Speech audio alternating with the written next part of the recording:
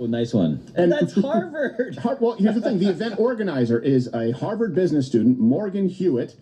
She invited Ari because she got many women to make paid content on OnlyFans. Here's a clip. I brought an OnlyFans star to Harvard Business School's campus, and then I almost got expelled. Once I learned more about her, I realized that this woman has built an insane marketing funnel. She has 10 million subscribers across platforms, most of them women, and she's converted many of these women to paid content on OnlyFans, which is rare. So many students showed up to meet her, but many also complain. The jury's still out on whether OnlyFans is good for women. For a select few like Ari, it has been life-changing and amazing, but for the vast majority, it has been disappointing. Which begs the question of, is it really worth it? Yes, it's a difficult equation that warrants discussion. Although I will say that Ari actually did help a professor solve the world's toughest equation.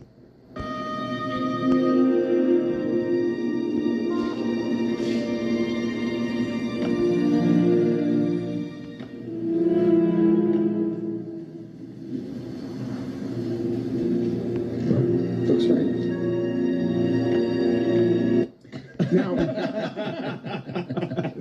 obviously, this is funny. Checks out. It's silly, but let me be really clear. Women, don't follow any of this advice. No. The problem here is they go like, well, you can be a sex worker or a mom. You can be a boss babe or a prostitute. And some people are successful and some people aren't. And so you need to figure out what's good for you, as though there's an equivalency. There is not. There's a reason that there has been stigma attached to sex work, and there should be. There should be, not just because we don't want it in our society, but it's bad for the women involved. The results are in. There is no doubt. If you look at sex workers, and there have been many, check the references, link in the description, many studies on this. They've been studying this for a long time. They have much higher rates of anxiety, depression, PTSD, substance abuse, suicidal ideation. Like, to give you an idea, the anxiety rates, 58% for sex workers, 31% for the general population. Depression, 68% for sex workers, 18% for the general population. PTSD, 6% for the general population, 72% for sex workers. Substance abuse, 85% for sex workers, 17% for the general population. Suicidal ideation, 86% for sex workers, 5.3% for people who are involved in sex work. But you know, it's the same. Those are worse numbers than veterans. Yes. Yes, they are. Wow. 86% suicidal ideation. You want to know why? The depression rate? That is, seriously, if you brought up veteran numbers, I bet you a couple of those would beat veteran numbers. I guarantee you they would. You know why? Because veterans, and they go through hell, and obviously we're incredibly grateful, but there is a sense of purpose. They are accomplishing something. Pride. There's nobility in it. There's self-sacrifice. These women, ultimately, when they find themselves past the window, right, they've hit the wall, they go, okay, I've thrown so much of my life away. I probably can't get away from this. And I did it out of selfish motivation. That's the only reason. I was just being greedy and selfish. And I told other women to do the same. I would imagine that adds to the guilt. So please, don't listen to what these women tell you. Listen to what these women actually do. Commit suicide, take all kinds of psychotropic medications, have to seek counseling for the rest of their life. Ivy League, but here's the thing. In Ivy League, a lot of these schools are deeply Christian institutions. They can't make any moral judgments, so they have to treat a glorified whore, and by whore, I mean someone who sells their body sexually for money. They have to treat them the same as a lawyer who graduated summa cum laude and took cases to the Supreme Court. It's just your decision. It's not. It's not. There isn't. Sure, you can make a choice, but there is no equivalency. By the way, did we just find a stat that's worse than trans suicide rates? I know it's ideation versus... It's ideation, not as far as attempted suicide. Do you think that the trans suicidal ideation would be much higher? Probably not. That's insane. A lot of sex workers are... a lot of trans people are sex workers. Right. And then what's the ripple effect with this? So if you normalize this, or if you normalize the OnlyFans culture, and we have, and I'm not saying that there was good, but, you know, a strip club was very different, where she kept it in this area of town. You had to present an ID, you go in, you know what it is, it's limited, it's not available for mass consumption. What up, what up? Hot and windy outside.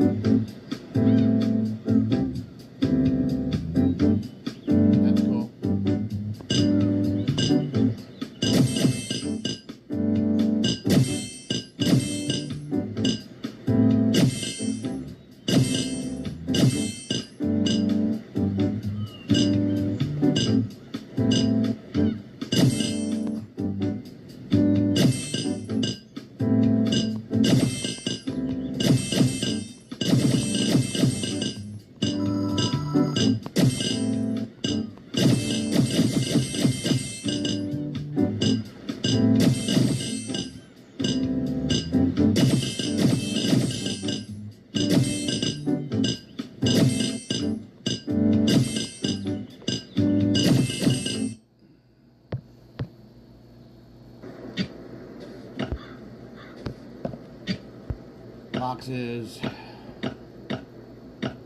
Third floor.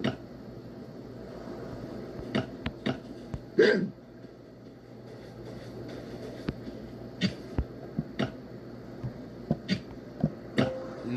not gonna do the deals. And simply turned into a legitimate business model as we see today, where young women just consider it one of many options. What does that also do? Well, it removes some of the barriers to sex because we have a hypersexualized society. And so women end up having more sexual partners. And then we have stats on that too. Check the references, 11 a.m. Eastern. We always provide them. Women with more lifetime or premarital sexual partners, they have much higher rates of divorce, lower rates of marital satisfaction, increased risk of substance abuse or dependence disorder, poorer long-term relationship stability. And by the way, it's a dose-dependent relationship, meaning that if your number of sexual partners as a woman are 1 to 8, okay, it's worse than people who didn't have 1 to 8, who waited until they were married. If it's 8 to 12, it gets worse, and so forth. It's dose-dependent. The more sexual partners you have, the higher your likelihood of divorce, the higher your likelihood of mental disorder, the higher your likelihood of substance abuse, the higher your likelihood of relationships simply not being stable. Again, there's been a lot of data on this. You can't listen. It's always funny to me when those on the left, they go, well, that's what big pharma, that's what big oil, people in the industry, of course, are going to push that propaganda. What do you think is happening with people who stand to gain from the quote-unquote sex industry? You think they're going to tell you? Yeah, across the board, all objective studies, data that we have available, says that this is bad for you. Yeah. It's bad for you, and we know it's bad for society. No, of course they're not. But all of a sudden, we're supposed to believe, yeah, well, energy companies, pharmaceutical companies, by the way, Christian missionaries, everyone has a vested interest, and they're lying to you, except for the noble porn companies. Yes. Of course, they act like they have to act like they love it because that's part of the game. It's part of the product. Right. I love this. I want you. I want you to want me. Like it's all very, self-indulgent. Yep. Well, they're saying the men have been making the money off of them for decades, millennia, really, for having the women and go out there. They own the brothels. They own every institution that could kind of sell this kind of stuff. And it's like, finally, we're empowering the women to do this. This is right in line with feminism. They have no backstop. If you go down that road, you have to think this is good. Yeah. In their mind. They cannot come out against this in any way, shape, or form. It'd be like the women of Germany going, well, at least the women will have a chance at the gas chambers. We're the one in charge. Yeah, but it's still bad. Still horrible for you and society, yes, but we have no social moorings. We can't tell anybody that it's bad. Yeah. We set up a system that doesn't allow that. Well, what's her name? Hewitt, the other lady, the student who brought in the Morgan Hewitt, Yeah. which sounds like a financial firm. yeah, and looks like Macy Gray's sister, is using her Harvard business education to do what? To develop a vibrator. And by the way, I should have told you if you have kids, they shouldn't be watching this. Develop a vibrator that uses AI. Oh, I guess they are overtaking us all. One of my best friends at Harvard Business School confessed to me that she has never had a. And I thought, so you are one of the smartest women in the entire world. You're literally at Harvard Business School, and your boyfriend hasn't figured out how to give you an O? You're I thought a I could do fucking better. moron. And that's literally why I built Devin. Devin is an AI-powered device to help you have the biggest O of your life. And ladies, not all O's are created equal. And now, using data, we can train you to have a bigger and bigger and bigger one every time you use it. No. That's a lie. Women don't have orgasms. So it's going to retail for $299. It, quote, learns about you. It can speak to you in a male or female voice. Love it's described as a responsive lover. I mean, what? And by the way, nobody seems to care about how, there's a big argument as to whether AI can become sentient. And Right, you just saw Richard Dawkins said absolutely that is the case. I don't know that I agree with it, but nobody seems to be taking into consideration how this is affecting potentially the AI dildo. Why did they have to give me smell receptors, man? It's like, my God, Jackie, you need to wash that in me a man, because I can't take it anymore. Where are you, Devin? Yo, fuck this.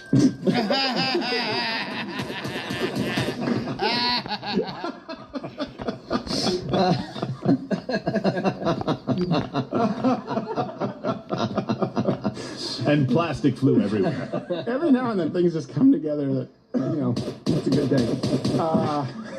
And of course, Hewitt defended her creation with the predictable feminist talking points that ultimately end up destroying the very fabric of society.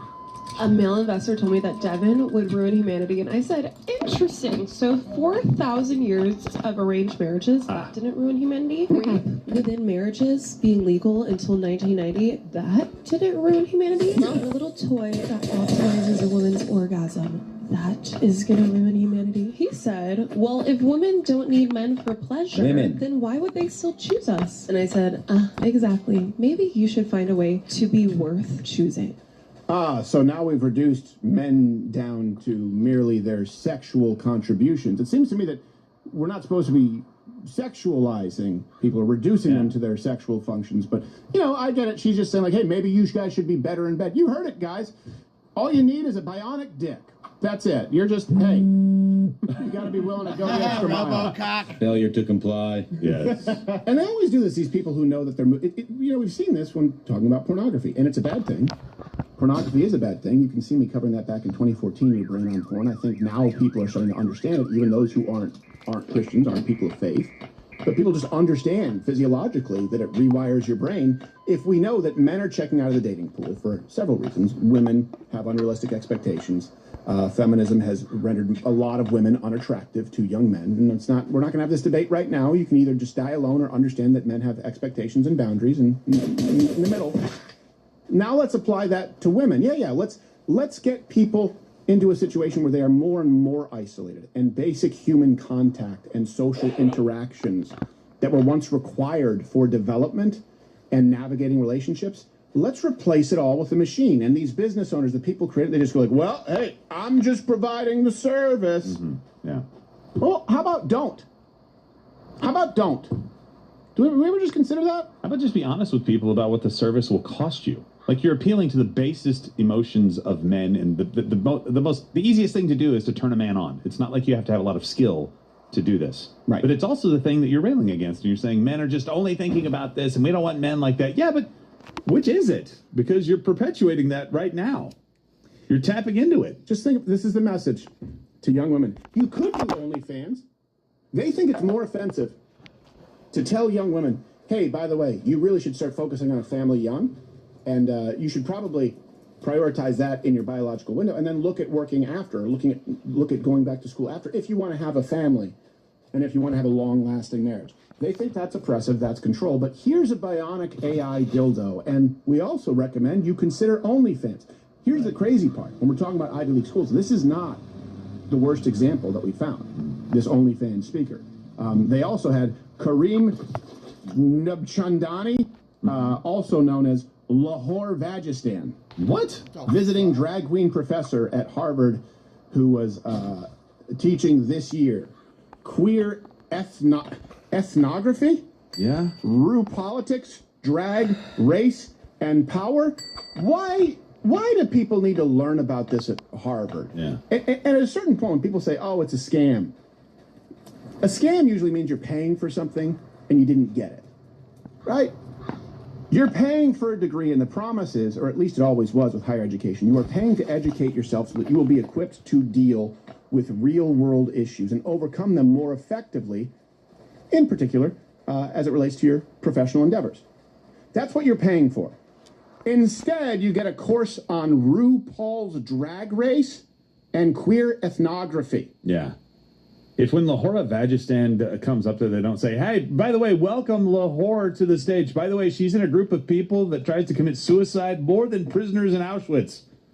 Welcome. Yeah. You know, that would be educational, because that is a part of the package. They consider this progress. You know what I think is more productive? So all the way up until really the last, call it 10, 15 years, the way they would have dealt with, I want to make sure I get the name right, Lahore Vagistan, this would be more productive. Instead of giving them a class, or I don't know, maybe they're a visiting lecturer, they're not tenured, it would be, okay, let's look at new professors for this. Oh, Lahore Vagistan, that's enough.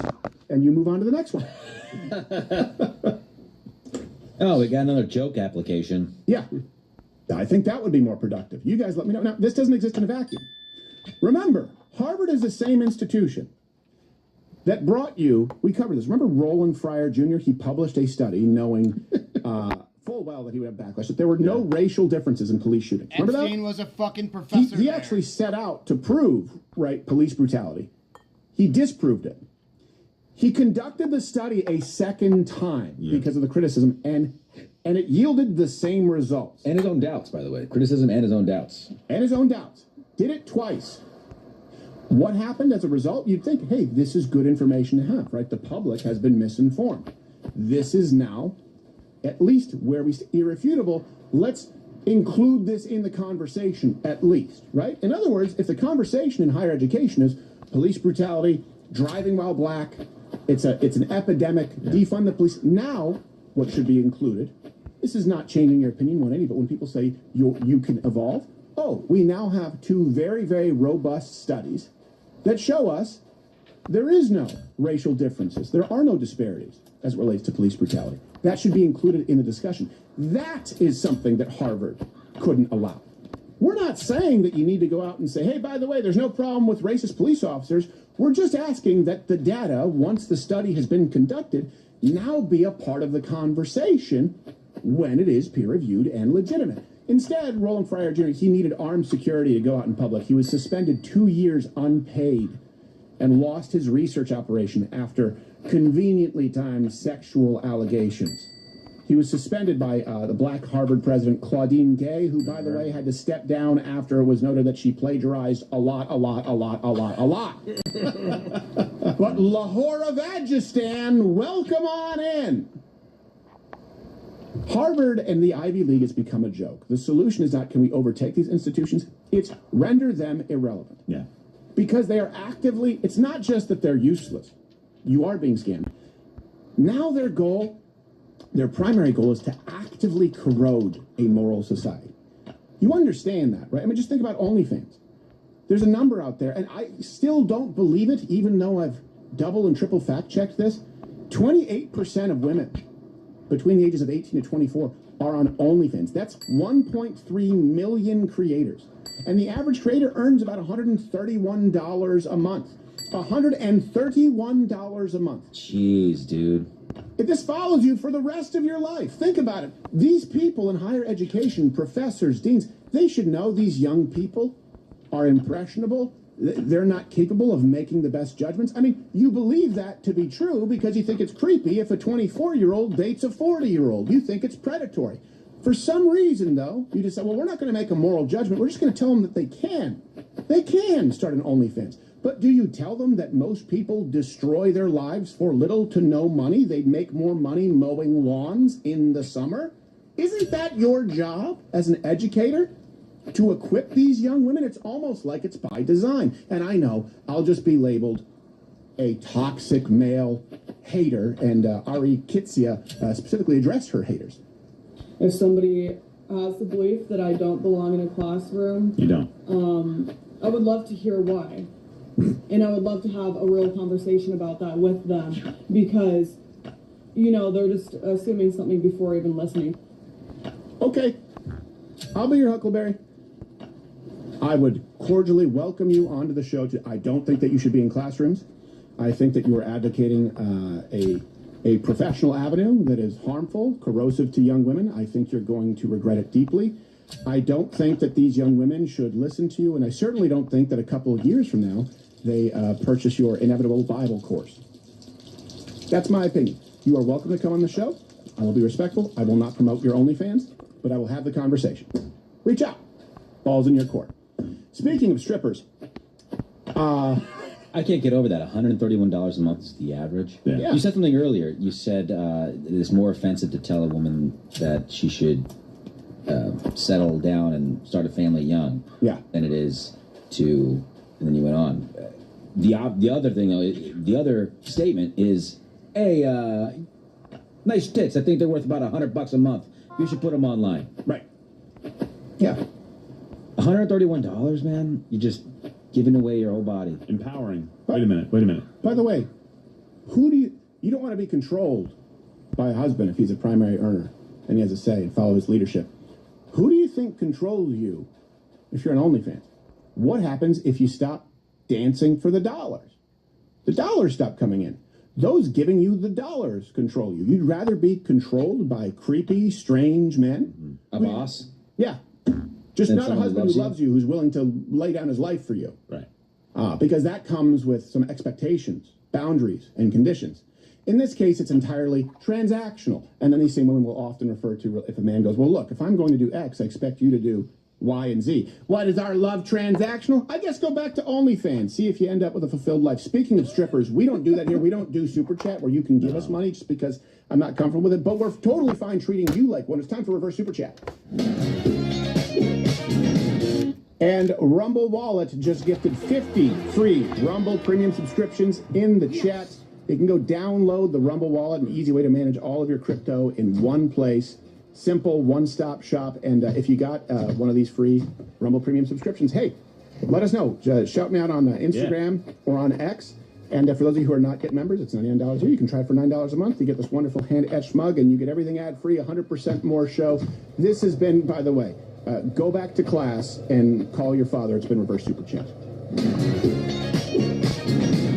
Oh my gosh, I'm running over time. Okay, we got to get through this one quickly. So, are we all good? We're done with the horse? Okay. Open mic comics make more money than that. I'm just so blown away by that number. I know. Sorry, that's insane. No, Josh, it's empowering. Jazz musicians make more money. That's insane to me. Yes.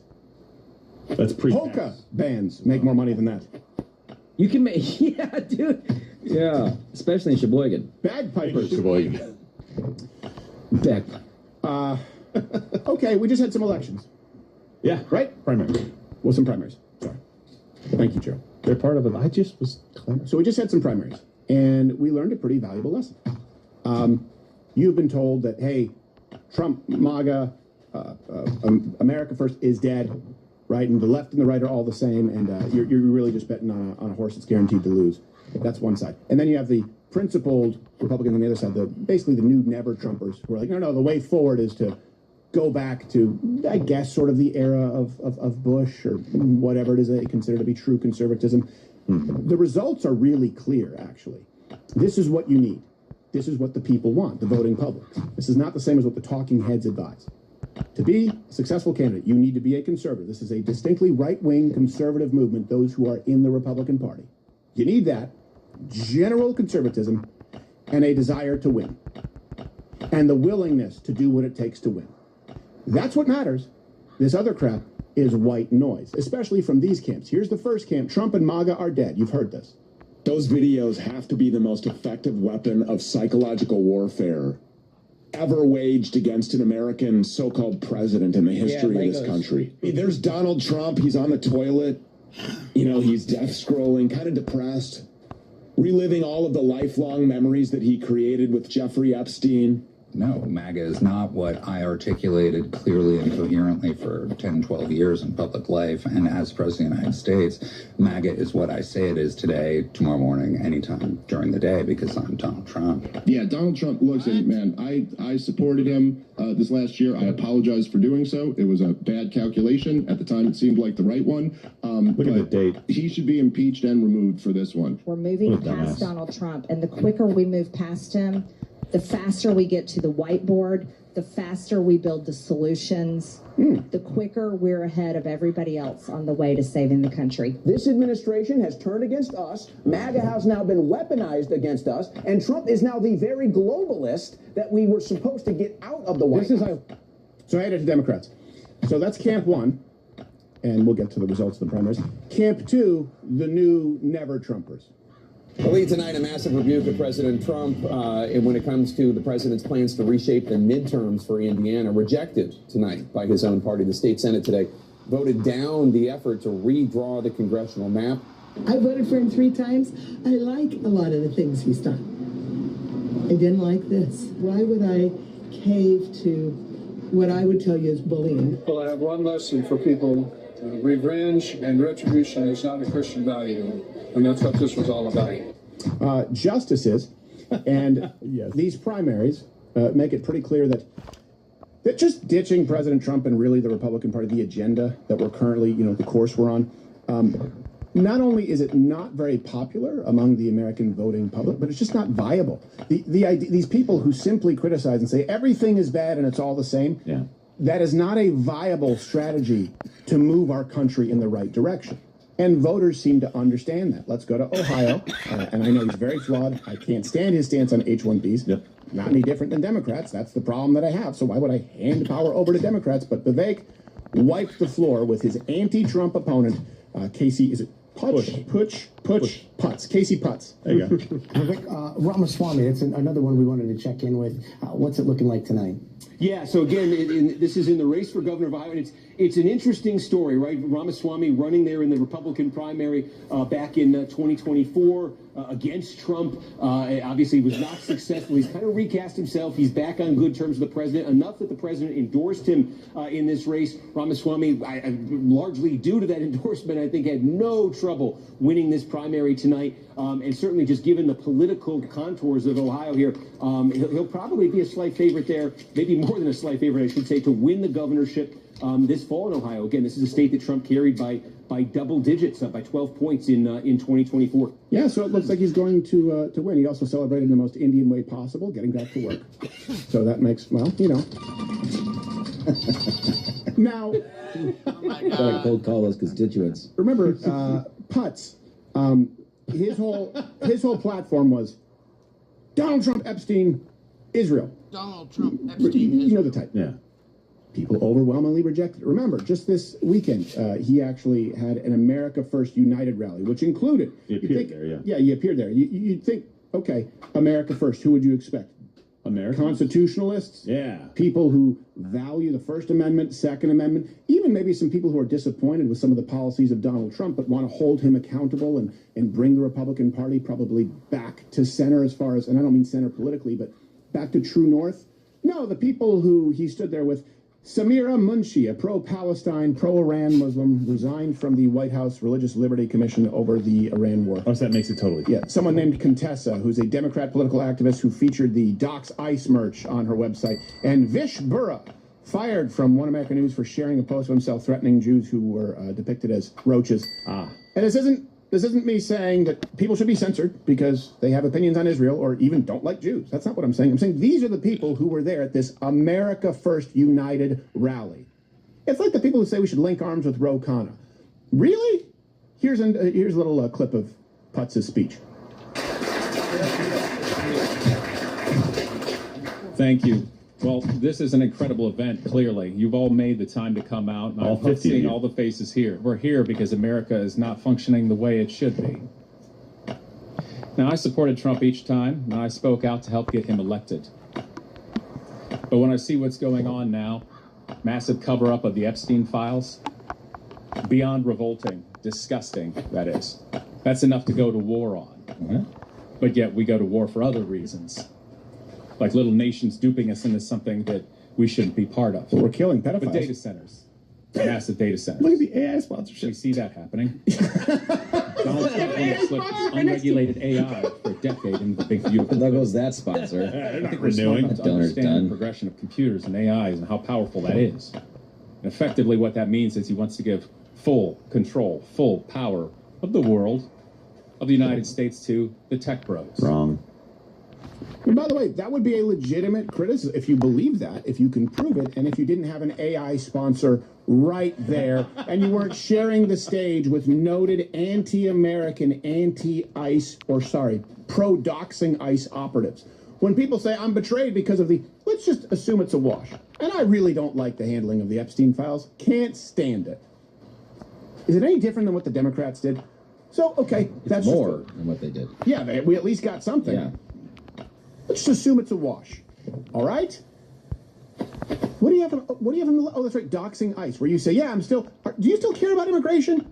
In other words, you're mad about something that Donald Trump did slightly more effectively than the Democrats, but not nearly as effectively as you would like. And so you join up with people who supported the open borders that we lived with and would open them again? All right, well, there's a reason that this person was rejected. Florida, President Trump's candidate, the one he upped very, very big. Byron Donalds leads by 30 to 45 points in the polls. The opponent, James Fishback. Fishback, what do you think his platform is? Israel and Epstein. Israel and Epstein. It's all, we're controlled by Israel and Epstein, and it's all tied because it's a bunch of pedophiles in there. It's Mossad, and that's all they have. And so their solution, they don't really offer one. But what you see in their actions is they link arms with people who supported open borders, who want to dox ICE, and who support people like Mamdani. Let's go to the other side, the anti-Trump principled conservatives, who, by the way, they it's like the new never-Trumpers. Yeah. In Indiana, at least 5 out of the 7, one's too close to call. 5 out of the 7 who are backed by Trump, they won their races. And this one has more to do with the fact that they're willing to do what it takes to win. They're conservative, and they also are willing to fight. The majority of the candidates Trump endorsed in the state primary races defeated their incumbent opponents. Trump got involved months ago trying to force out the incumbents who voted against his redistricting plan in the state. I think we would have picked up 2 seats if we did that. Spending on campaign ads soaring 45 times higher than the last primary. The results are proof the president still has sway with his base, despite skyrocketing gas prices and the unpopular war in Iran. Yeah, now, if you guys don't remember this, there was the redistricting effort going on in Indiana. Yeah. And these are the people who are like, well, we are principled conservatives. This is wrong. The federal government, states' rights. Okay. You understand the left is going to do this anyway. And there's no real good way to do redistricting. The reality is that the left will do it, and they'll create a map that makes no sense so that they can win and they can have more seats. Is it such a violation of your principles to redistrict in a way that benefits you that you're willing to hand it over to the left? That's what I'm talking about with fighting. I'm not talking about compromising your principles and saying, yeah, I support taxpayer-funded abortion. I'm not talking about compromising your principles and saying, yeah, we'll open up the border, like the Israel Epstein, the Marxist right suggest. Is it that big of a compromise of your principles to say, okay, this is going to be redistricted, we might as well get there first? It's a logistical issue. The state senator, Greg Walker, pontificated. He wrote, one of those who testified today asked me to shed my sense of fairness. Is that the kind of advice you would give your children or your grandchildren or your nieces and nephews? I will not shed my sense of fairness. I will vote no today, and I lost by 17 points. Bye. So, it just comes down to this. You don't have to be the biggest fan of Trump. You really don't. You don't even have to say you're MAGA, America First. You just, okay. Make it clear that you are a conservative, and you are willing to fight. That you will not roll over for the left. That's what most, you guys let me know, that's what most voters are concerned with, right? Before President Trump, it was Mitt Romney. It was McCain. So when we are rejecting the GOP, we are rejecting people who took part in some of the most betraying legislation of our time with an R next to their name, who rolled over for Democrats and played ball with a complicit left-wing hatchet job media. That's what we're done with. I'm willing to vote for someone who doesn't share all of my worldview or even all of my values, so long as they share enough of the platform. The Republican Party, I'm a conservative. I'm not a Republican because I'm not a politician. The Republican Party most closely resembles my values as a conservative who puts America first. Broadly conservative right-wing. This has to be, let's be really clear, this has to be a right-wing movement. Even if you are disappointed with President Trump, the second you say, yeah, Ro Khanna, the second you say, yeah, Contessa, no, you're not in our movement because you're not seeking to improve our movement. You are seeking to destroy it and hand it over to those who would kill our movement and us gladly. It has to be a right-wing conservative movement, and we need people who are fighters. Those are the two most important metrics. That's what I think you see in these primaries. And you let me know if you think I got something wrong. And we're going to continue, actually, while we're talking about this. I know I've gone over time, so we are actually going to go to Rumble Premium. Mug Club is Rumble Premium. Rumble Premium is Mug Club. You can click that button right there, join up.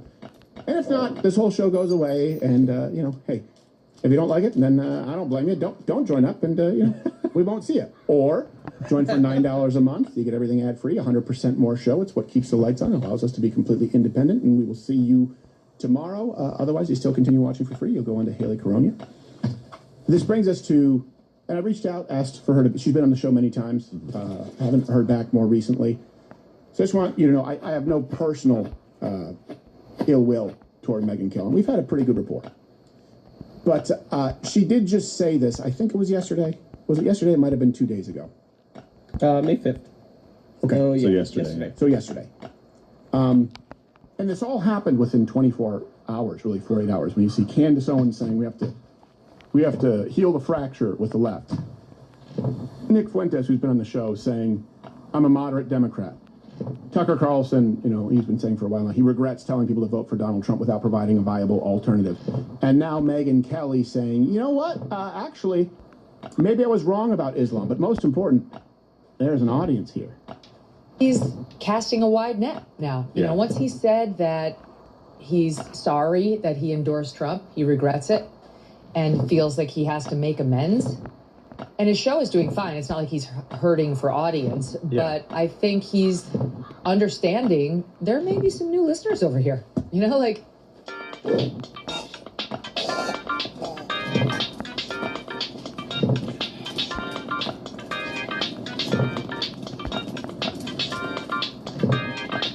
Where'd my fucking meat go? I just took meat off.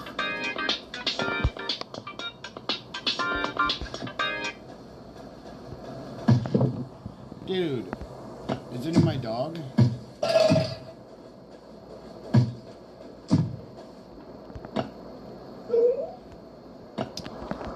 Motherfucker.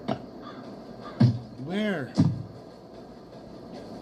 Where did I just stick that? Anybody?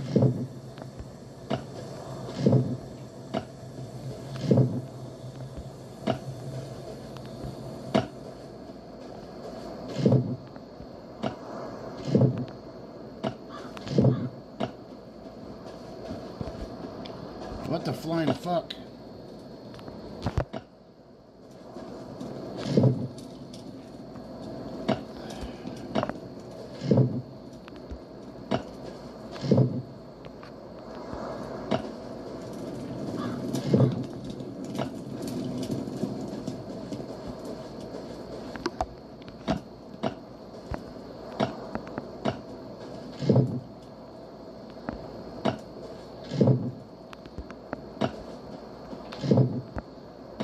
Where'd I put that fucking meat? Dude, those steaks. Bitch!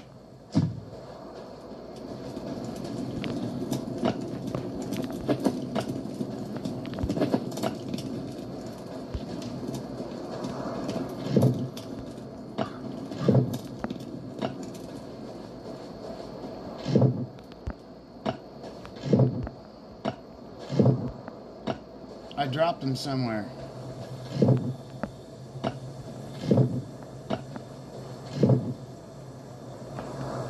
Not those 4. There was a 20 stack of cooked meat. Oh, it was the other fucking one. Son of... No. I thought I pulled meat out of here. Oh well. Let's go handle this.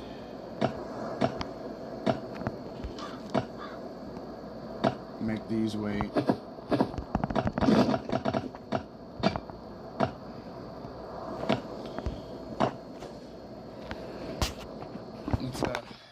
see what we got going on here.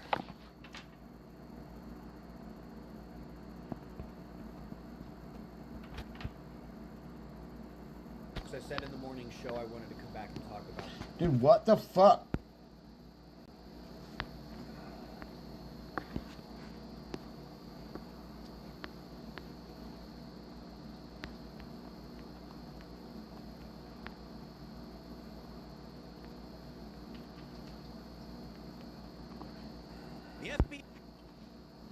Let's see what we got going on here, guys.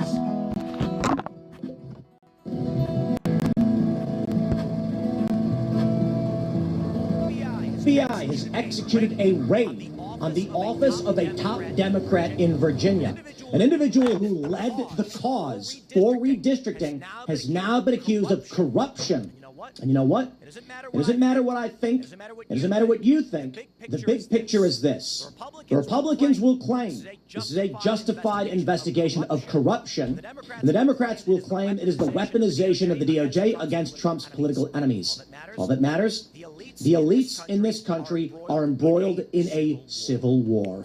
I said it. But it's true. This is not the first strike by law enforcement against political elites. It is one of the first we are seeing where, for apparently political reasons, the investigation is underway. Now, during the Biden administration, we saw the DOJ go after Donald Trump, arrest his lawyers, arrest him personally, raid his home. We saw at the state level false accusations of crimes. Now, with Donald Trump in power, it appears the inverse is all the same. And now Trump supporters will argue they're justified in these attempts, and I largely think that will be the case. The Democrats, of course, will play the victim and say it's all one big manipulation. The reality is, this is all connected, particularly to the redistricting efforts. Now, I don't know the exact reason. As of the filming of this video, we don't have the full details on the corruption raid. What is the accusation? We don't know. But this is the woman in Virginia who proposed, who led the charge on redistricting. In these midterms, it's not going to be about who is popular and who is correct. It's going to be about who can win the most seats procedurally by redistricting their states. The Republicans in Indiana, who defied Donald Trump, 5 of the 7 have now lost their primaries. This is getting particularly serious. Now, there's questions about the economy, about the war, about whether or not Trump will run for a 3rd term. And certainly, I think for most people, they don't realize what time it is. I can only say it this way. Tennessee today announced that they would be redrawing their maps as well, eliminating a Democrat seat. And this means that in red states, there will be no Democrat representation. In blue states, there will be no Republican representation. The end result, of course, will be geographic hyperpolarization, the likes of which we've not seen in a long time. By 2030, due to internal migration, Democrats will be in a permanent minority. I don't know how they'll recover from this, but it is an existential threat to the Democratic Party and progressives in this country. They will be boxed out based on the current trends. And now it appears the Trump administration is willing to exercise force. That is, law enforcement against people they would deem to be corrupt. Let me lay it out very simply for you, my friends. Donald Trump is winning. It's not perfect. He's not winning everything. But the shuttering of USAID and these fake climate change slush funds has limited the resources the deep state has to create their permanent government, to maintain their permanent government. Now, these elements of the deep state are trying to shore up Virginia as their last bastion.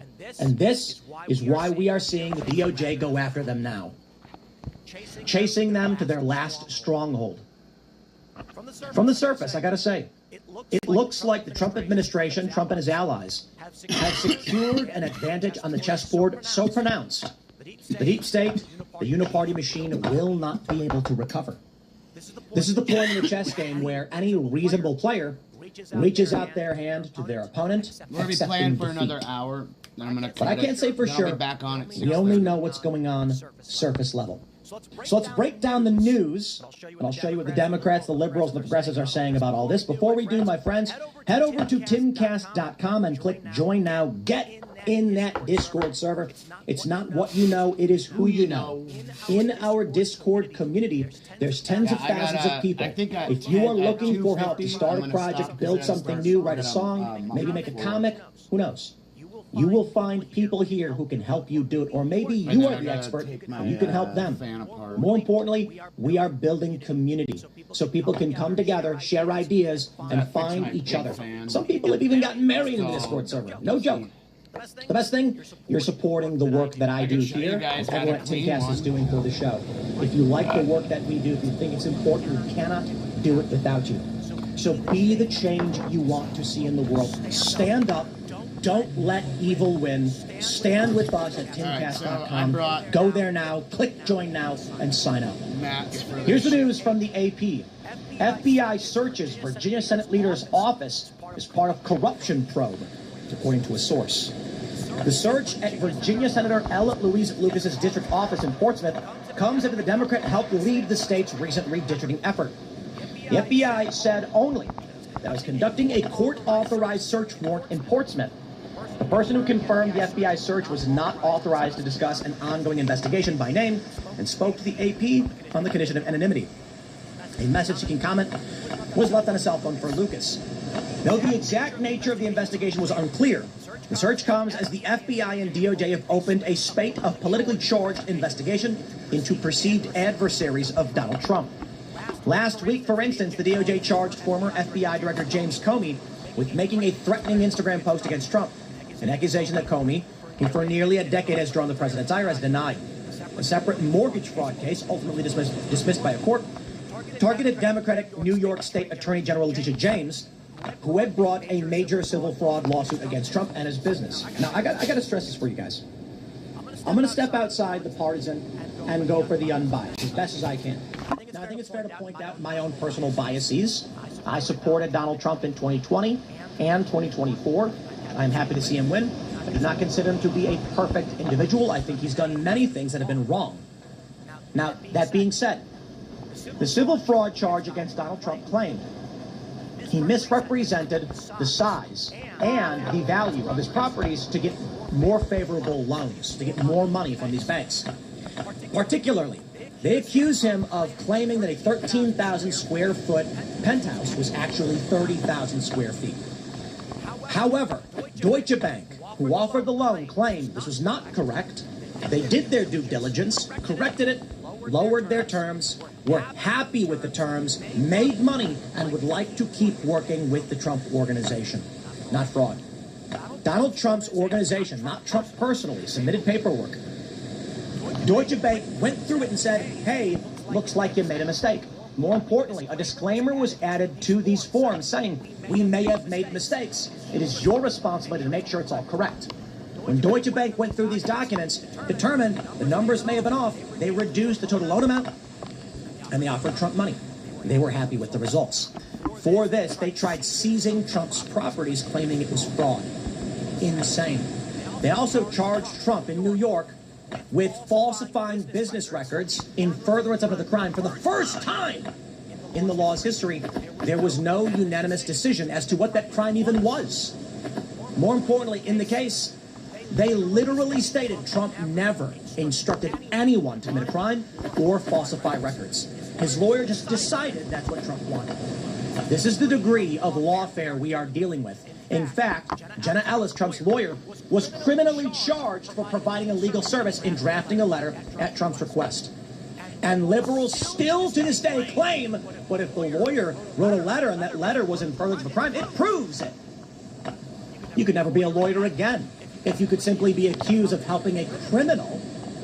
How about this? A criminal is accused of a crime and a lawyer drafts a letter on their behalf, so they accuse the lawyer of being part of the conspiracy to commit a crime. That's insane. This is where we are. Now here's how the New Republic states it. FBI raids office of top Democratic leader in redistricting wars. Virginia's Eloise Lucas has been brash and unafraid to stand up to Trump. Now she's become a target after a major victory. I want to stress, Virginia's not a victory. The court struck it down already. Multiple times they refused to issue an injunction. We have not yet seen whether or not they will win.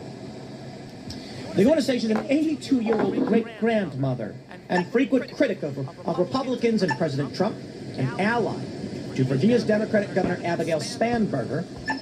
She's CIA or something? The Bureau reportedly has multiple search warrants and is also raiding a cannabis dispensary co-owned by Lucas next door.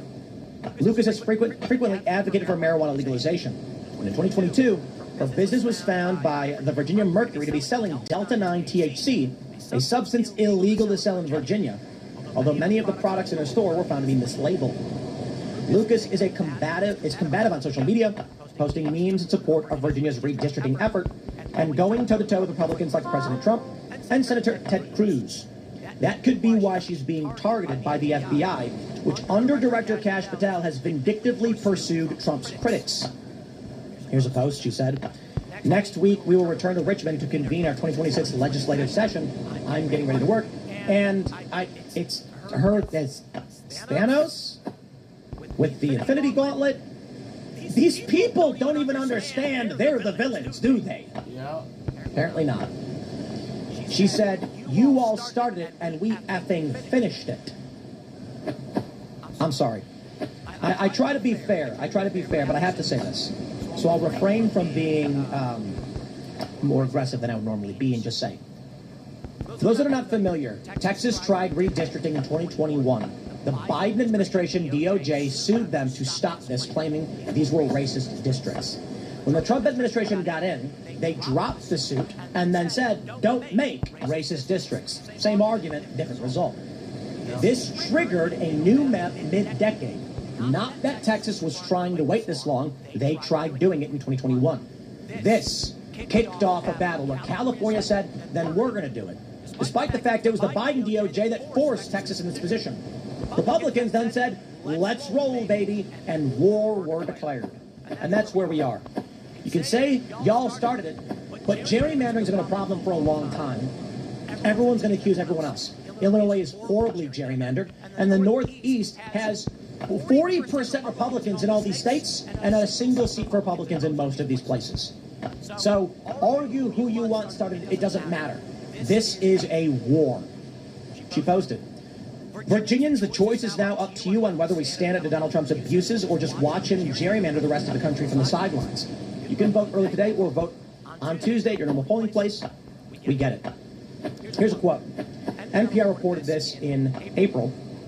Quote, I said in August of 25, the maps will be 10-1, and I'm sticking with that today. Anyone in the congressional delegation who wants a seat needs to campaign for it and not expect a safe seat. Indeed. It's not her first run with the law in 2020. She turned herself in to face charges in connection with the dismantling of a Confederate monument.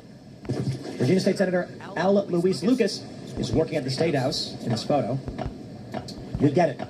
She's a culture warrior. Now, I want you to understand, before we get into all the details on the redistricting stuff, I want you to understand what is happening. I don't know everything. Only surface-level pieces of the puzzle have been put together. Lee Zeldin tells Pod Force One how Obama and Biden alums cashed in on $20 billion climate slush fund. Indeed, take a look at this from Daily Kos. $4 billion lost. James Walkinshaw urges youth organizers to fight for USAID. Red Robin's Big Big Yum deals include your favorites plus a bottomless side and beverage starting at just $9.99. The best part? You don't have to... These are the highest level boxes to do, so you insure these. You could even add one down here if you have gold to do that. But we're just going to insure them, send them.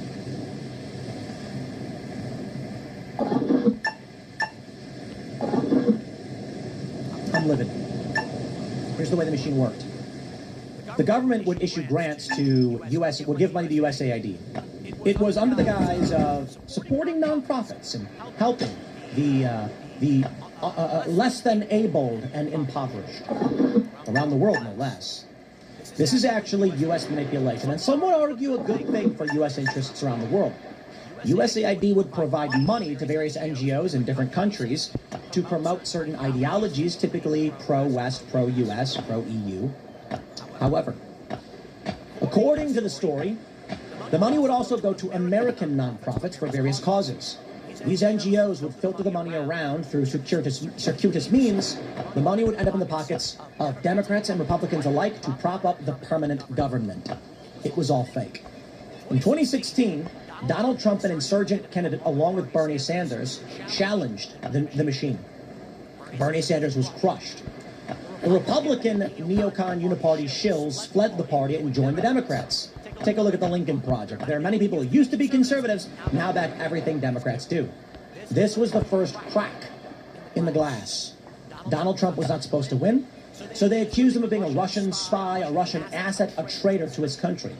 They obstructed him, impeached him multiple times, tried to put him in prison, raided his home, arrested his lawyers, arrested him.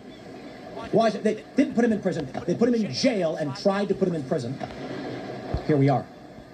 The battle is afoot. Trump destroyed USAID for a reason. It was propping up the deep state. Lee Zeldin found that there was a nonprofit that had been in existence only for around 1 month that was given a $7 billion grant. For what?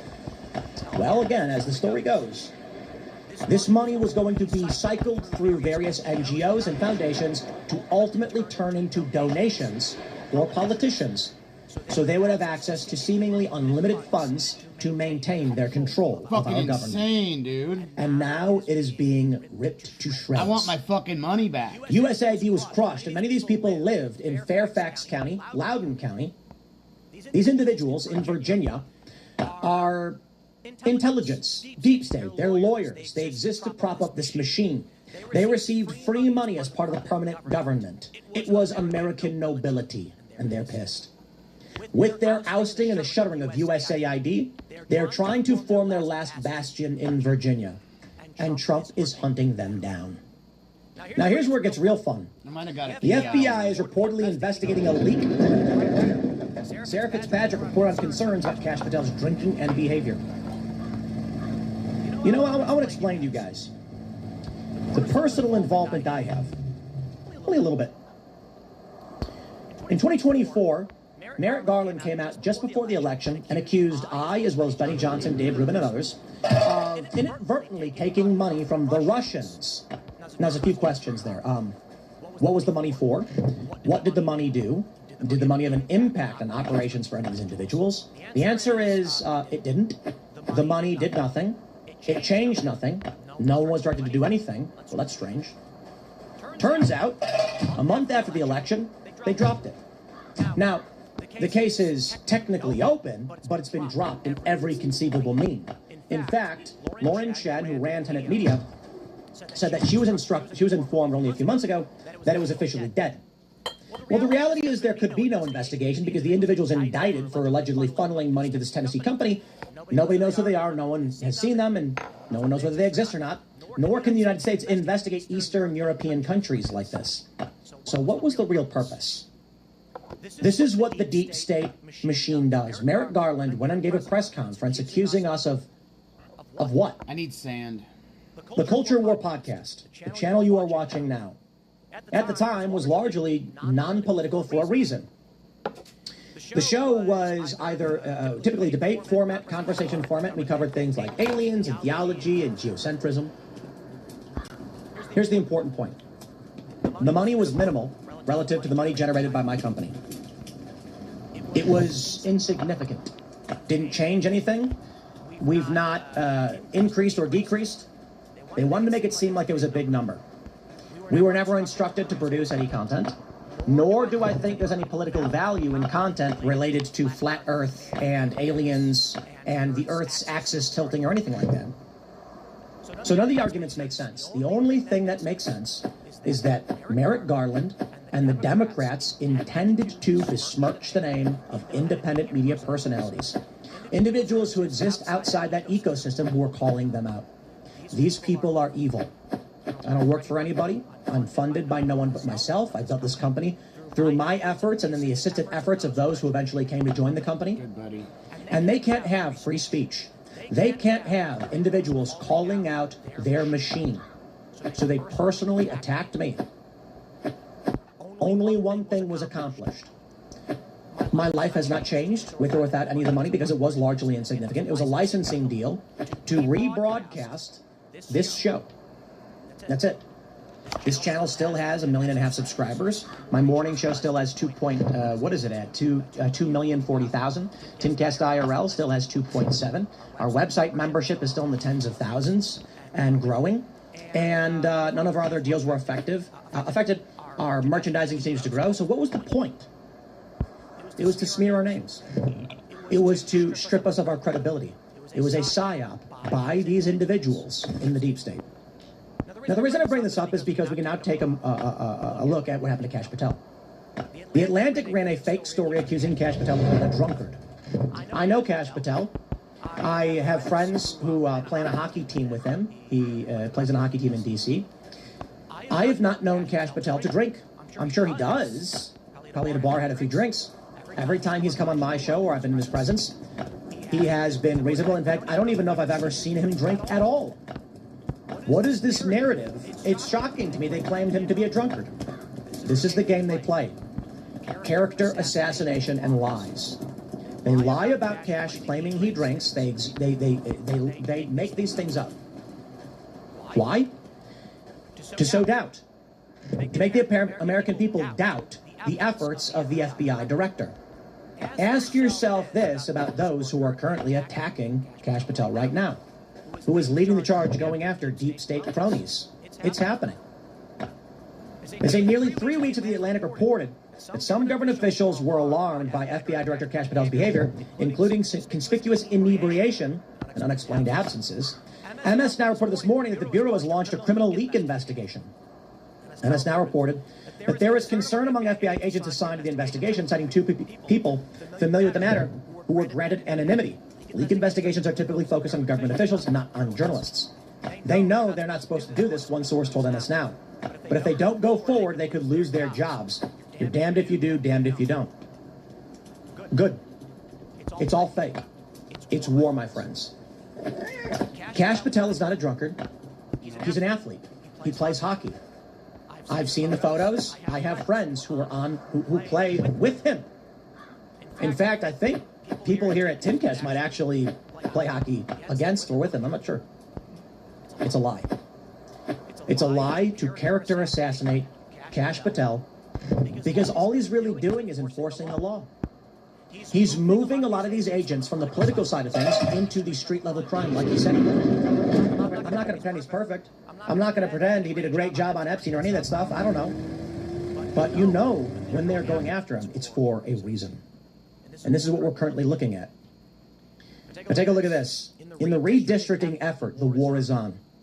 Supreme Court rejects long-shot bid to recall Louisiana mandate. In the latest ruling from SCOTUS, there was an attempt to stop Louisiana, Alabama, and these other states from redistricting. Wednesday, May 6th, Louisiana v. Calais. Robinson Press et al. V. Calais Phillip et al. The motion of Press Robinson et al. To recall the judgment is denied. Woo. Not even a statement from Ketanji Brown Jackson, just straight up shut down. Nope. The NRF on May 1st asked SCOTUS to deny Alabama's attempt to disrupt an ongoing election. Indeed, it's not just Louisiana. Democrats are trying to stop every state from redistricting. Of course they would. It's all lies. In Virginia, they're putting 5 districts in one county, Fairfax, where the deep state operates. What I mean by deep state? These are people who made a living doing nothing but getting money from the government, from your pocket, cycled into their pockets to create a permanent government. That's what deep state means. Permanent government is the unbiased term. Individuals whose income was tied to the fact that government was funneling money to NGOs and legal firms so they could make sure that Democrats and Republicans both would win forever. And they live in Loudoun County and Fairfax County. And they are pissed. And here's the thing. California redistricted. Virginia redistricted. You see them fighting to stop Republican states from doing it. If it was really about the principle, they'd say, go ahead and do it too. We'll do it the same. It's not. It is them saying, we'll do it whether you do or don't, and we'll try and stop you if you do. Democrats celebrated when Indiana reps refused to redistrict. And then they moved forward anyway. That was the deal. Republicans in Indiana said, no, we're not going to do this. We're not going to redraw the districts. And Democrats went, thank you so much. Redraw our districts. Screw them. Ryan Reynolds here for Mint Mobile. I first ditched big wireless and started using Mint Mobile way back in 2019. Back then, you could get... Fucking shut up. That was the game. Well, 5 of the 7 who did just lost their primaries. Because Republicans can see the writing on the wall. It's war. I'm sorry. It's just war. South Carolina has joined the redistricting push as of this morning. Republicans are rapidly pursuing redistricting efforts across the South following a U.S. Supreme Court ruling that affects majority black congressional districts. Indeed, it affects all racially drawn districts. Mississippi House to hold redistricting session at Jim Crow-era Capitol. So it has begun, my friends. What? This is a war. Dude, they will pull every trick they can, and if you think it's bad now, wait till next year. Wait till 2028. You see this? It's going to get bad. It's going to get real bad. I'm going to tell you what to expect. I don't know that AI really is the principal issue here. I was talking to Joe Rogan several years ago. and he asked me what I thought about AI video, and I said I didn't think it was a big deal. I was like, there's already fake videos. People got to sort these things out. I was wrong. But I would say this today. You know, I mentioned this earlier today. The weirdest thing, I don't really understand. I think I have a general idea. I can throw some theories out there. There are individual accounts, conspiracy accounts, that have been for a long time now sharing fake videos of me on IRL defending Israel, or, you know, just like these weird pro-Israel posts or statements that are not real. They're not AI, they're just edits. So they'll take a clip from Timcast IRL where someone makes a comment about Israel, and then they'll take a different thing unrelated to that and have me respond to it to make it sound like I'm saying things like Israel never did anything wrong or anything like that. Now, why would they do that? It's weird. There's also a fake AI video of Erica Kirk doing weird things. They took the video of Erica Kirk responding to Candace Owens. They AI edited it so that she's making a weird face and just like looking very odd. Now, all of these idiots on social media share it thinking it's real. I'll tell you what I think. I think this is deep state. I think this is the last efforts. I think they're trying. They need to pull people away from Donald Trump. They need to pull suburban women away from Donald Trump. And I think Donald Trump sees this and knows he's not going to win a vote, so they're going for procedural victories. The Democrats counter by redistricting. The play is this. Candace Owens, Tucker Carlson, Nick Fuentes, whether deep state or otherwise, are all advocating for people to vote for Democrats. Strange, whatever you might think. Trump's not going to win that fight. Suburban women are not going to back Donald Trump again. They largely got behind Trump because of Mama, RFK Jr.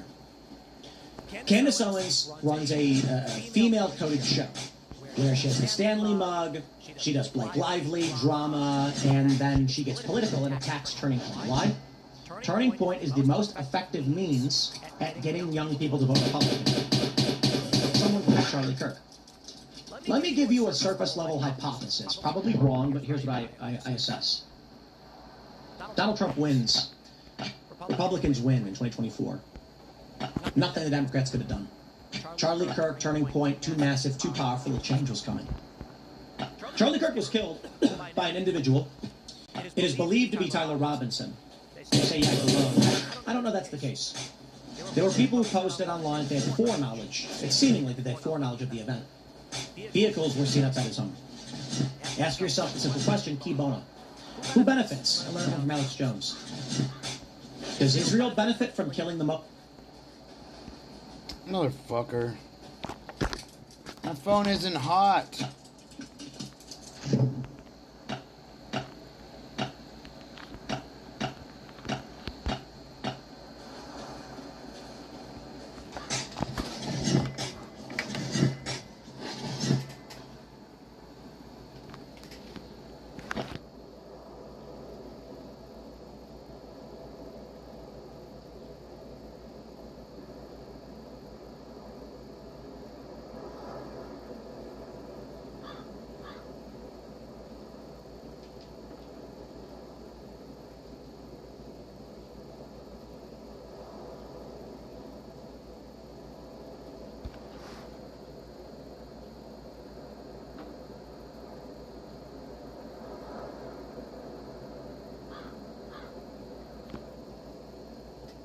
Hours.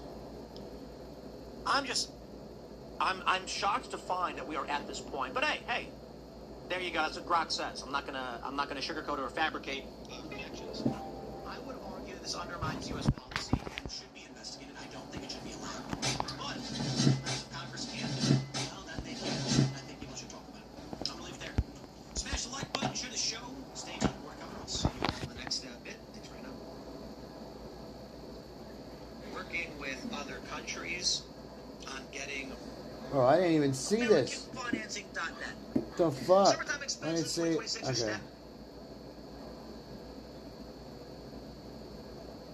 Refinery closures, dude. Because this is where it gets interesting.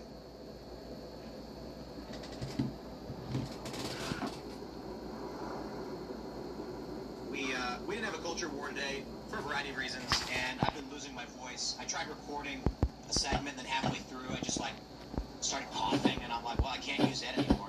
So I figured I'd just do a live stream. live stream. We'll hang out with you guys, and you can comment, talk about stuff. And I just grab a whole bunch of random stories to make segments with, and try to keep the energy low. I take an ibuprofen, keep the voice working. Maybe it's a bad idea, probably a bad idea, but it's okay. And there's a bunch of stuff we can talk about. But probably just, you know, in all honesty, I grab you guys in the chat. So if you guys think anything on X or wherever, any viral videos, any commentary, whatever, then just drop it in and we'll pull it up. Super Chat's easier because they stay, like regular chat I'll probably miss. And I go into this story about how California sucks. And it's funny because I don't know if you guys saw that Benny Johnson post. Benny had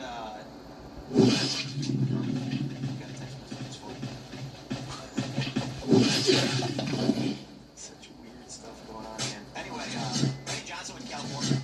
Trust me, it was important.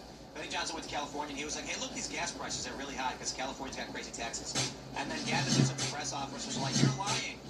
You went to the one that was the most expensive, and then they showed a map showing all the gas is between $4 and $5. So it's just like, thank you, I guess, for proving Benny's point. But we'll just jump right into it. We got the story. California at a breaking point. Lawmaker cries. Gas prices surge again after more refineries. Yeah, California's fuel market entering another period of strain as refinery capacity continues to shrink. I never have the camera lined up properly. Continues to shrink. The nation's largest gasoline market, the planned closure of Valero,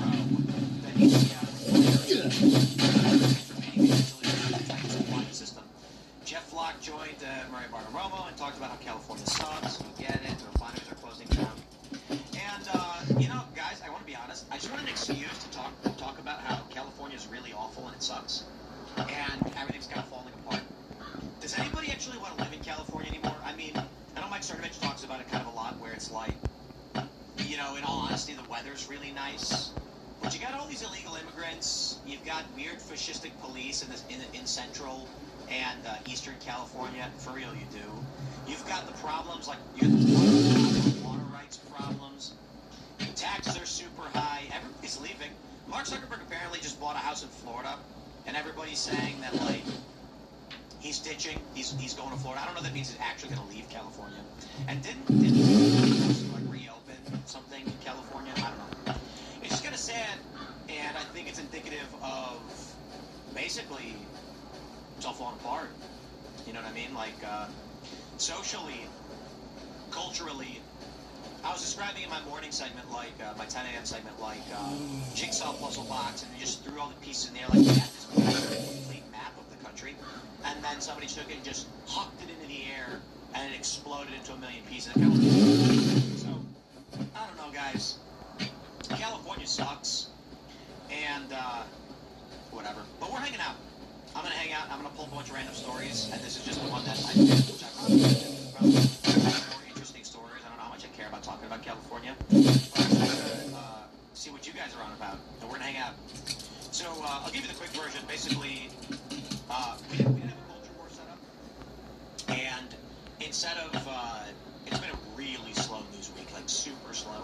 I just said, nah, I'm not going to force a show where we like just throw something together and then do a debate, so we're not going to do it. And then Tate's doing the normal news show, but I tried recording for noon and my throat just started giving out, and I'm like, I don't know that I can record a consistent thing. So how about I just keep my voice lower and just do a live stream and take chats, and it's better than nothing, right? Look at this, 4,000 people already tuning in just to hang out. And I can do a variety of things. I do have a bunch of stories pulled up, which we will talk about, don't get me wrong. But I thought it would actually potentially be interesting if you guys had anything that you were seeing on X or whatever that were funny. And if you pop them into Super Chats. I know Super Chats cost money. The regular chat I am watching, but if the link disappears or I can't find it, it's just gone. And if you Super Chat, it's easier for me to find something, so that works too. And then we'll just chill real quick. I don't really expect there to be like a strong opening segment to this live stream I'm doing, but I do think I've got some stuff pulled up which will be very interesting. That is, I was watching Joe Rogan's show where he's talking about flat Earth, and he's just not having it because this dude's just saying a whole bunch of wackaloo stuff. I think that'll be funny to record on. And then by using the live format, I think I can get some segments done that I can post later in the day without breaking my vocal cords. Because when I do a vocal recording segment, there's no breaks. Whereas if like we're doing something live, I can pull in chats or whatever, and I can kind of, you know, it is what it is. Whatever. It's better than doing nothing. In all honesty, I thought about going to Taco Bell, and I'm like, well, it's getting harder for me to talk because I'm overworking. And my I'm brain's getting sand apart. right now.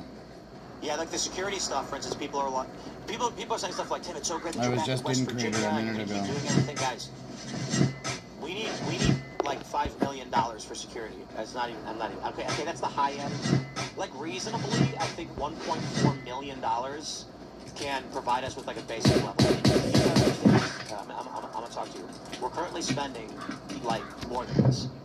So if you want security round the clock for a studio that has, you know, we were shot at, then you need 4 people per day. I gotta be honest.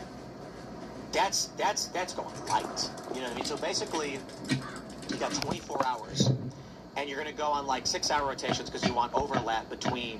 So it doesn't have to be 6 hours. It could be 7 or whatever. But you'll still end up needing 4 people. So it's kind of how you break it down. 4 full-time positions. Full-time. Okay, because you got to understand this.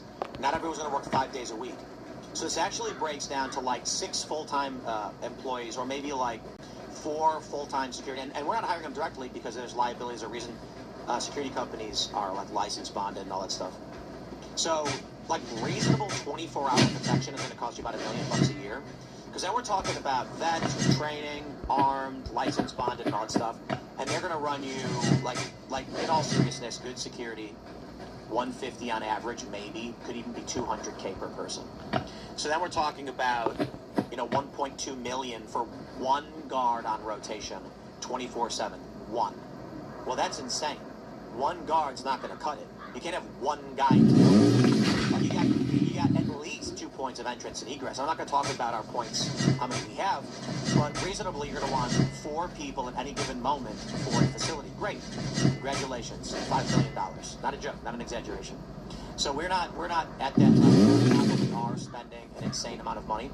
The reason we went down to the Rumble HQ was because the idea that we had with Rumble was if they can create a centralized studio for everybody, then basically it may cost you $5 million a year for round-the-clock security, but you're also having 10 people operate at once. So instead of spending $50 million because you have security companies at every studio, you got 1 centralized location.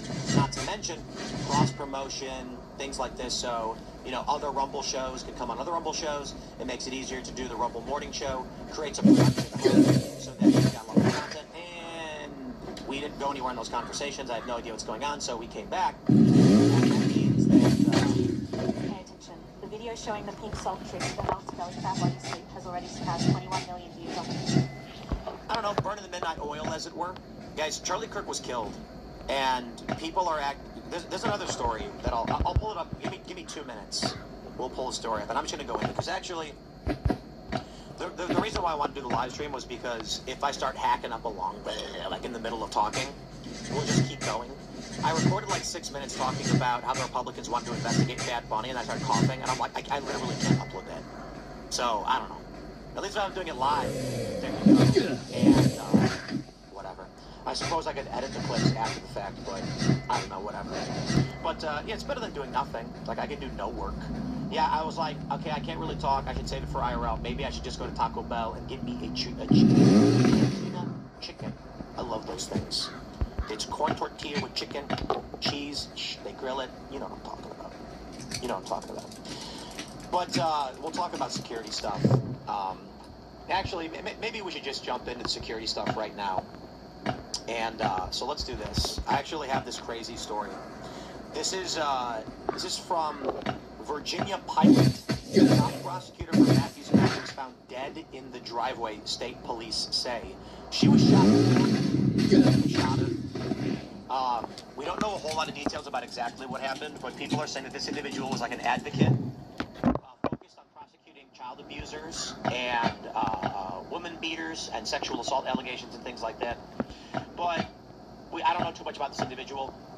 For all we know, this is a robbery gone wrong. I mean, I don't know. I doubt it.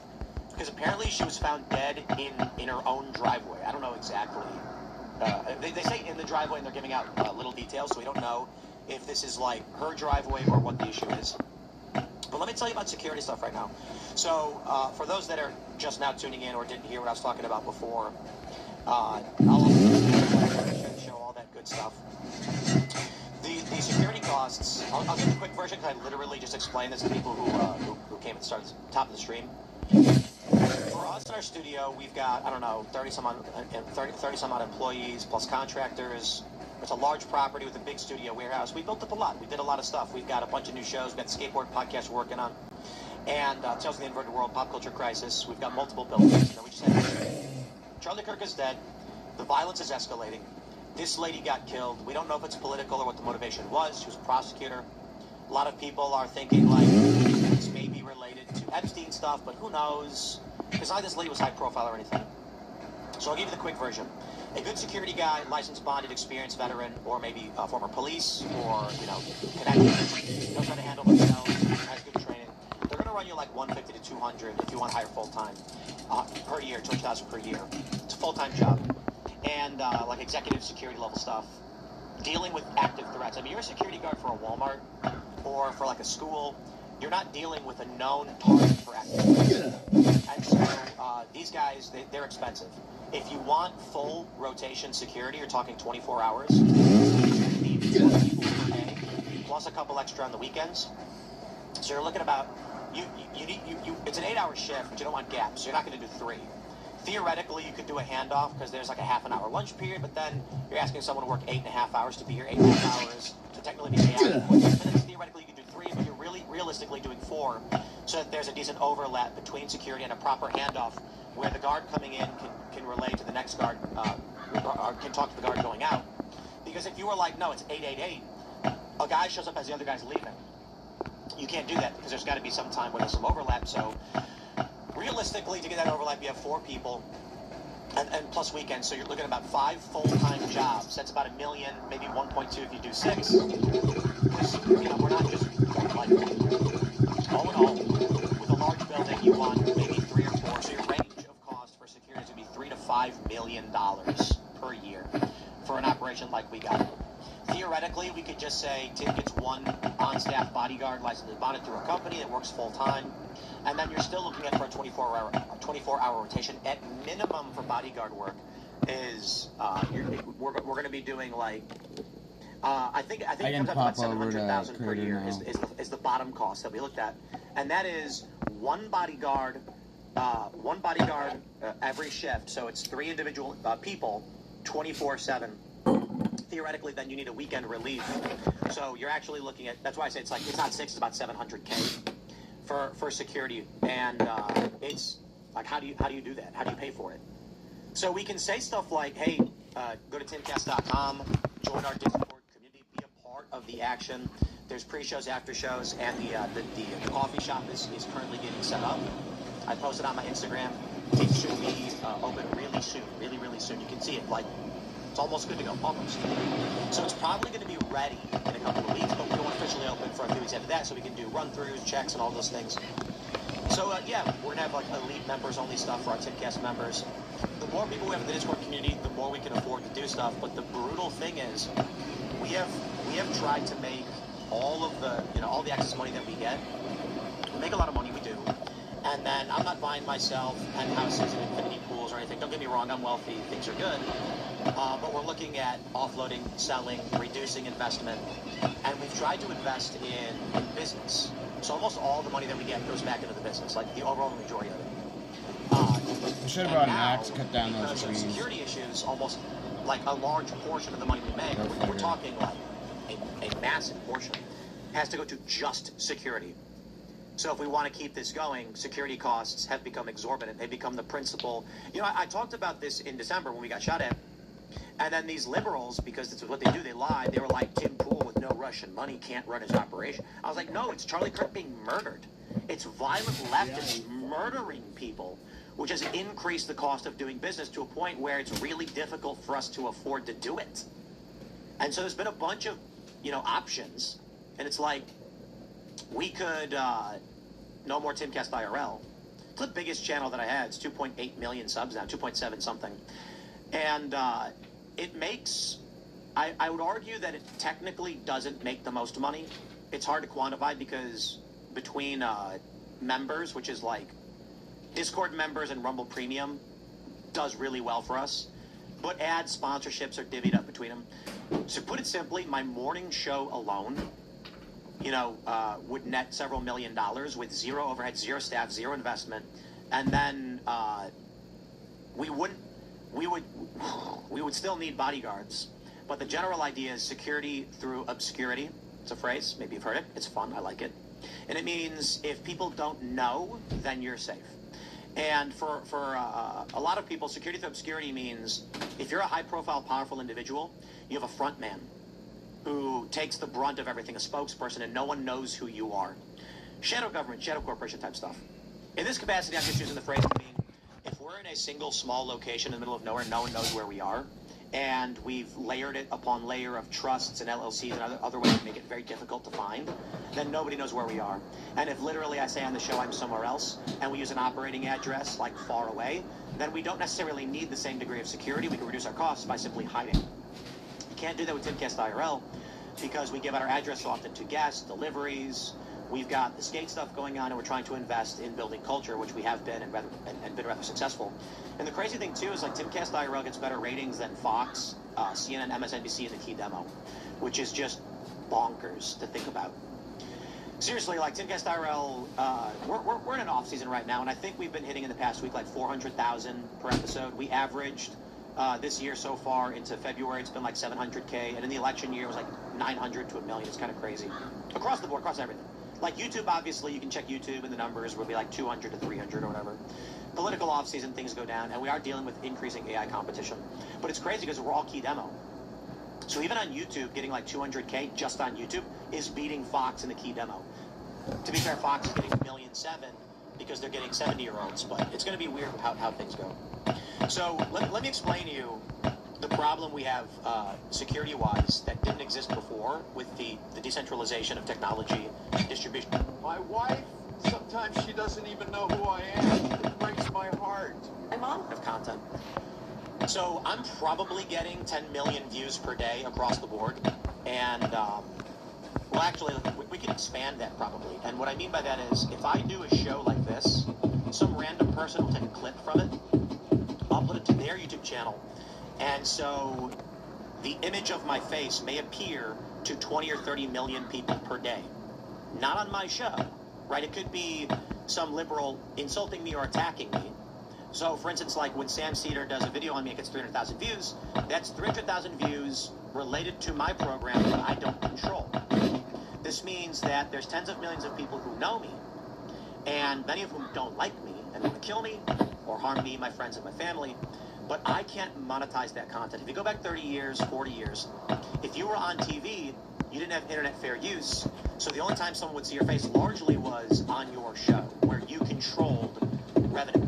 So if you were getting 10 million views, you were able to sell against 10 million views, and then you were making $30 million, and security costs sucked, but... Should have went and did Bunker Bravo. Now, there's 20, 30 million views of my face every day. I don't control all of those views. So I can only monetize the content that I directly have, which is a couple million per day directly on YouTube, a couple million, maybe 1 million or so on Rumble. Yeah, I think it's just shy of 1 million, around 1 million on Rumble across the board for the company. Then we have the audio podcasts, which are actually, you know what? I'll come back and play Crater. I need to mop my floor and shit because that's what I was gonna do anyway. I was on Crater just Discord members, we would not exist, period. The amount of money we make directly from the show does not sustain the operation. It couldn't happen. This is why most people are just literally themselves doing something like this. You know, you're just like sitting there talking. Zero cost, zero overhead, maximum margins, 95%. And so we tried building a company, we tried doing something more, and we want to keep that going. Don't need any viewers and from you, dude. It's created security liabilities and costs, and it becomes damn near impossible to actually sustain. So it really has to be some kind of like mission-driven thing. I don't know how we do it. I honestly don't know how we do it in the long term. That's why the conversation I've been having for some time was like, maybe what we do is, I just go back to my morning show. What if, you know, like the hypothetical would be, you do I do my morning segments. I do like 10. So right now I got a 2 p.m. going up. I was basically ragging on Adam Mockler for an hour. It was respectful. I got no hard beef to insult that guy. But just debating, like criticizing his thoughts and opinions on a debate show from Jubilee.